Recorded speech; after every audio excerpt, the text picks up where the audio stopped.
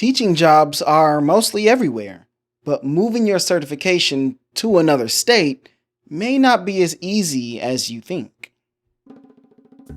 Welcome back to Teacher Tales, where we give you the keys to overcoming teacher burnout to find work-life balance and educational bliss if it still exists. Summertime is the season of job movement in education, so this article, written by Patrick Gallant from teachaway.com, has covered some bases for us. I'm your host, Tony Rambles, and on this episode of Teacher Tales, we learn 3 necessary items for transferring your teaching license to another state. Welcome back, everybody. And on this episode, we're going to talk about teaching license reciprocity. I did not know what that was before I started doing this research, but I thought, okay, it's the summertime and people are moving jobs, they're moving districts, they're teaching different subjects, but there are also people who will teach in different states, which the person that I have on Thursday's episode did exactly that. So I started doing a little bit of research. And I found this article on teachaway.com, and it is written by Patrick Gallant. I hope I'm saying that right because I want to give people their credit. It says, which states have teaching license reciprocity and how does it work? It starts off by saying teachers in the United States need to take classes and pass exams to obtain a teaching license. Yes, we know this. But that license is administered on a state level, meaning that it won't necessarily be accepted in another state. So, what if you want to move across the country? Maybe your teaching credentials may or may not be transferable. And this is where teaching license reciprocity comes in handy. So, reading and researching about this license reciprocity can feel like a lot, and I'm reading all of this from the article here.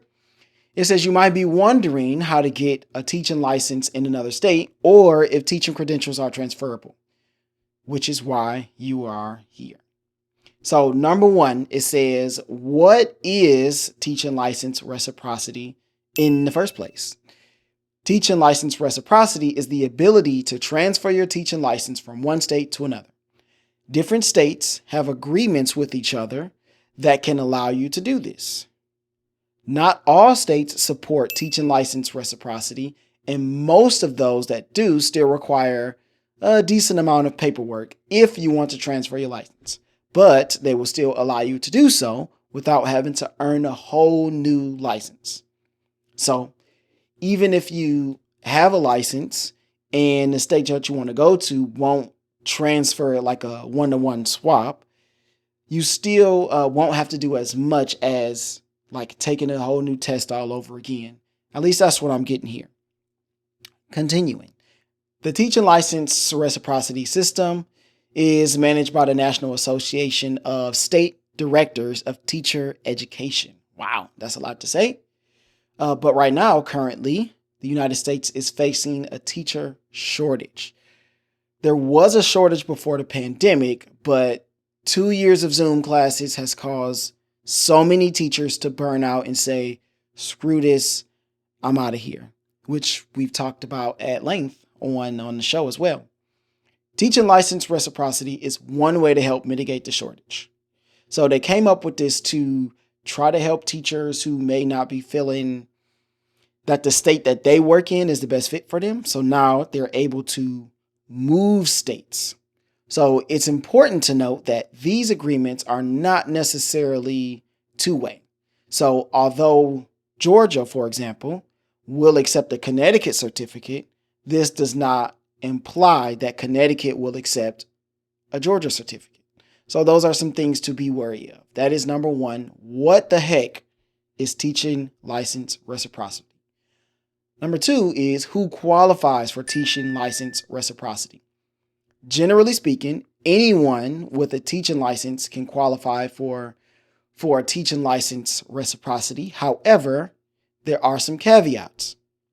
Qualifications vary state by state. So that's something that you want to look into as you start to gather your information. Now, There are 8 states that offer full license reciprocity. So those are Arizona, Florida, Hawaii, Illinois, Mississippi, Missouri, Nevada, and Oklahoma. So moving to one of these states is the easiest. So if you are moving, teacher out there, you may want to look into some of these. They may or may not work, but it's a great place to start if you want to have a change of scenery. Other states will accept out-of-state licenses, but may require additional work on your end. This could include taking classes or demonstrating enough teaching experience. So if you do have a lot of experience, this is going to work in your favor. At this point, you will want to gather those evaluations. You will want to gather those recommendation letters so that when you do start to do your transferring and your licensing stuff, that you have all of this backing. You have your credentials behind you. Some states even have programs for special needs and individuals of certain backgrounds. Hawaii, for example, has a program for military spouses. This is geared towards people who have experience teaching in one state, but whose husband or wife moved to a military base in Hawaii. So there are some other avenues that you can explore that will help you to be able to transfer your teaching license with hopefully minimal hassle. Okay, the last thing is how to fill out all of this stuff, right? Paperwork. We all hate it. So it says states vary in how much paperwork they require and how long it takes to process. The only way to know for sure what you need is to look at individual state requirements. Lead time for an application varies from state to state and depends on the time of year. So I would imagine that things happening during the school year may take a little bit more time, and things happening during the summer may take less time, hopefully, because at that point they're like, all right, we need to get these people in. All right, it says once you do get your new license, your old one should still be valid. So that is very good news. So if you move somewhere, hate it, and want to move back to where you came from, then you can do that without probably any penalty at all. States with full reciprocity typically require nothing other than an existing license, your personal information, and sometimes an application fee.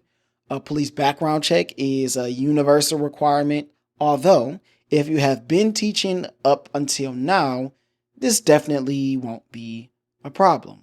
Unless some crazy stuff has happened in your life and hey, I'm not judging, but you might want to get that tied up first. Sometimes states make a distinction between experienced and inexperienced teachers. So make sure you keep that in mind. If you have gotten your license, you just started teaching, and now you want to move states, there may be some extra hoops you may have to jump through. So just something to think about. States with less than full reciprocity have requirements of all shapes and sizes. So you may want to take a look at what state you want to move to and ask yourself these 3 things. Whether they take licenses from your current state, how many years of teaching experience you need to apply, and what other examinations you will have to pass in order to qualify. Those are the key factors to identify when you're moving from one state to the next. We're going to close it out with this. It says, teaching license reciprocity is a valuable policy that helps teachers move across the country. It couldn't be more useful than right now when the U.S. faces a severe teacher shortage. I 100% agree with that. Whether you are new to teaching or a seasoned vet, teaching license reciprocity programs do exist for you. While transferring your license to another state may be tricky, the process boils down to 2 steps. Identify the requirements for your intended state, wherever you want to go. And number 2, fill out the paperwork. Most states have full license reciprocity, meaning that you will have very little additional work to do to get a new license. There are states that do not. However, you should be extra attentive to the process to make sure that you can transfer your license. So wait times vary, but applications typically take a few weeks to process. That is the end of the article. So I wanted to be able to help those people who are in the middle ground. Because as we speak to people in our group, the Teacher Triumphs group in Facebook, people are just in different stages of their educational journey. So if you are one person that is moving from one state to another and you're trying to really get your feet on the ground, trying to build a foundation, trying to figure out where you want to go, then it is very important that you do the necessary legwork. So recap. Number one, we talked about what a teaching license reciprocity is. It's just being able to move from one state to another, take your license with you, and have the minimal amount of work possible. Number two, the people who qualify for teaching license reciprocity depends on the state you are leaving as well as the state you are going to. Some states have easier transition, like a one-to-one swap, and then others you may have to do a little bit more, but you're definitely not starting from scratch. Also, something to consider is how much experience you have, and do you fit into any of the special programs that they have, like for special education or for military. Last but not least, number three is actually going through the process, filling out all of your paperwork, and then making sure that you do whatever detailed work that you need to do for the state that you want to transfer to, because it varies. And then the time that it takes to process also varies. So whether you are going to one state or the next, you really have to identify the key factors that that state is looking for taking transfers. So I hope this was able to really help you.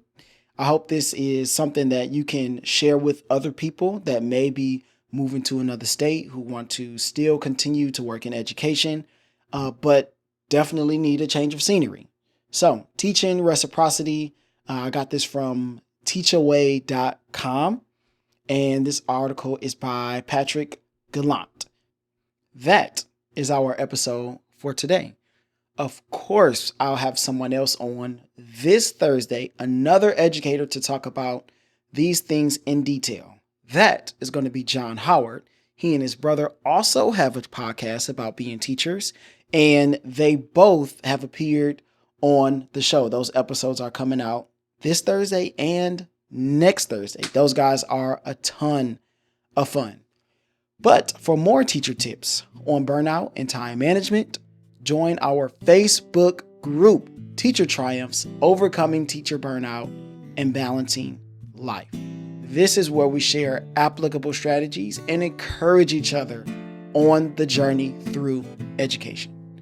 Until next time, keep teaching, keep learning, and I will see you all on the next journey.